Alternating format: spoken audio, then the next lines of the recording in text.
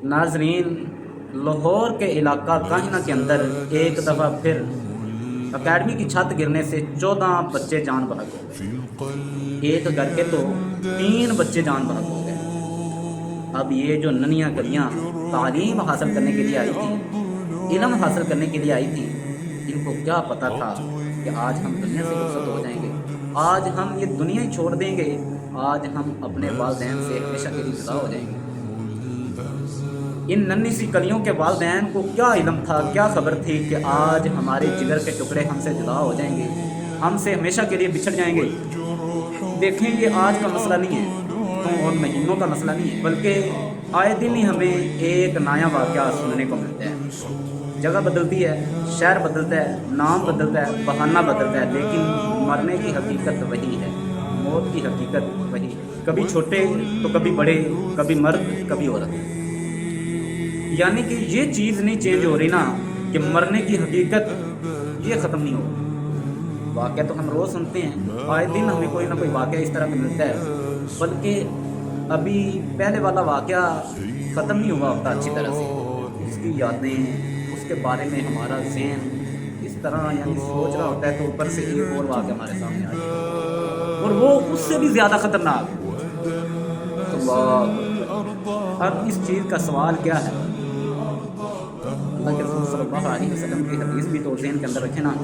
अल्लाह के रसूल सल्लल्लाहु अलैहि वसल्लम ने फरमाया कि वो कौम कभी फलाह नहीं हो सकती, वो कौम कभी कामयाबी नहीं हो सकती जिस कौम ने अपने आला मामलात एक औरत के सुपुर्द कर दिए, जिस कौम ने अपने ऊपर अपना हुक्मरान एक औरत को बना लिया। वो कौम तरक्की कैसे कर सकती है, वो कौम कामयाब कैसे हो सकती है, उस कौम से ये मौतें, ये वाक़यात ख़त्म कैसे हो सकते हैं, वो कौम इन वाक़यात से कैसे बाहर निकल सकती है?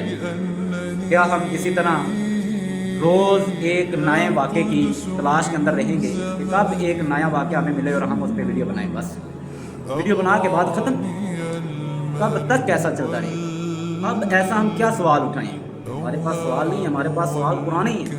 अब ये पिछले दिनों के अंदर एक कानून पास होने जा रहा था। वो कानून क्या था? कानून यही था कि आप हुकूमत के खिलाफ बोल ना सकें। हुकूमत आपकी जो कुछ मर्जी कर रही है उसको करने दें। अगर कोई बोलेगा तो वो आदि मुजरम कहलाएगा। अगर कोई हुकूमत की नसीहत करेगा कि ये आप क्या कर रहे हैं, ये आप ठीक नहीं कर रहे हैं, वो क्या कहलाएगा? वो आदि मुजरम कहलाएगा। अगर किसी बंदे ने आपके साथ मुखालफत की वजह से, आपकी मुखालफत की वजह से वो आपको अच्छा नहीं समझता, उसने अगर आपके खिलाफ कंप्लेन कर दी है, उसने अगर आपके खिलाफ दरख्वास्त दे दी है, आप कहलाएंगे मुजरम, आप कहलाएंगे आदि मुजरम। और सबसे बड़ी बात तो ये है कि आप उस बंदे के खिलाफ फिर हुकूमत के पास जाके दरख्वास्त भी नहीं दे सकते, बल्कि जो उस कानून के अंदर कमेटी बनी है उसी कमेटी के सामने आप जा सकते हैं, वो आगे जो मर्जी आपके साथ करें। उसके बाद आपके सोशल मीडिया अकाउंट्स, आपके बैंक अकाउंट सब कुछ बंद। आप में आती नहीं। ये वाहिद मुल्क पाकिस्तान है जिसके अंदर आज़ाद रह कर भी